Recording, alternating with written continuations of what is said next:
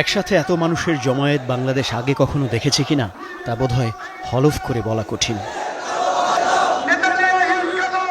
সংখ্যার হিসেবে কত লাখ কে জানে। ৬৮ একর আয়তনের সোহরাওয়ার্দী উদ্যান ছাপিয়ে জনসমুদ্র ছাড়িয়েছে আশপাশের সব সড়কে। শাহবাগ, নীলক্ষেত, কাকরাইল, বাংলা মোটর সহ বিভিন্ন রাস্তায় তখন মানুষের সয়লাব। তীব্র গরম উপেক্ষা করে ঢাকার বাইরে থেকেও সামিল হয়েছেন বহু মানুষ।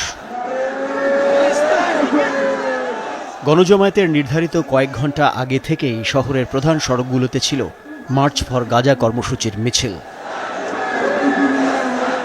ঢাকার বুকে অগুন্তি পতাকার ঢেউয়ে যেন জেগে উঠল নিপীড়িত ফিলিস্তিনের স্বাধীনতার গর্জন। স্লোগানে স্লোগানে বর্বর ইসরায়েলকে জানিয়ে দিল ফিলিস্তিনিদের অস্তিত্ব কেবল একটি ভূখণ্ডে সীমাবদ্ধ নয়, ছড়িয়ে আছে বিশ্বজুড়ে।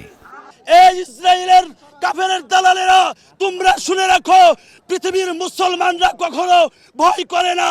পৃথিবীর আমরা আমাদের বুকের শেষ রক্তবিন্দু আমরা আমাদের জীবন দিতে দ্বিতীয়বার ভাববো না।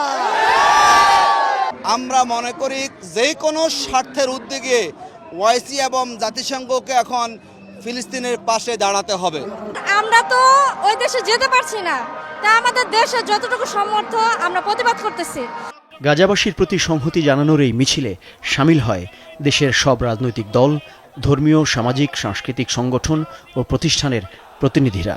দূর দেশের নিপীড়িত মানুষের পাশে দাঁড়ানোর আহ্বান তারা ছড়িয়ে দিলেন লাখো জনতার মাঝে।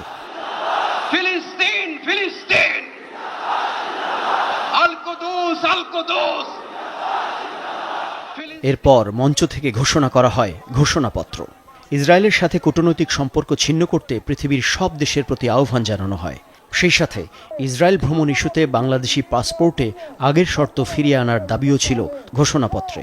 পূর্ব জেরুজালেমকে ফিলিস্তিন রাষ্ট্রের রাজধানী হিসেবে আন্তর্জাতিকভাবে স্বীকৃতি দিতে হবে এবং ৫ ফিলিস্তিনিদের আত্মনিয়ন্ত্রণ, নিরাপত্তা এবং রাষ্ট্রীয় সার্বভৌমত্ব প্রতিষ্ঠাকে উন্মুক্ত করতে হবে। পরাশক্তি কিংবা প্রভাবশালী রাষ্ট্র না হয়েও ফিলিস্তিনিদের জন্য বাংলাদেশের এই কর্মসূচিকে ঐতিহাসিক মনে করছেন সাধারণ মানুষ। আক্ষরিক অর্থে এটি হয়তো সরাসরি প্রভাব ফেলবে না, তবে তাদের প্রবল বিশ্বাস সেই দিন খুবই সন্নিকটে যখন মানবীয় মূল্যবোধ সম্পন্ন শতকোটি মানুষের প্রতিরোধে পর্যুদস্ত হবে ইসরায়েলি বর্বরতা।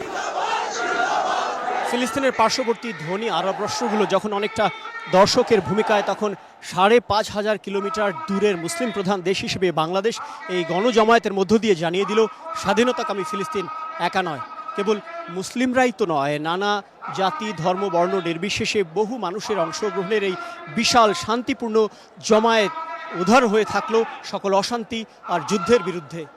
মাকসুদুন নবী, চ্যানেল 24, ঢাকা।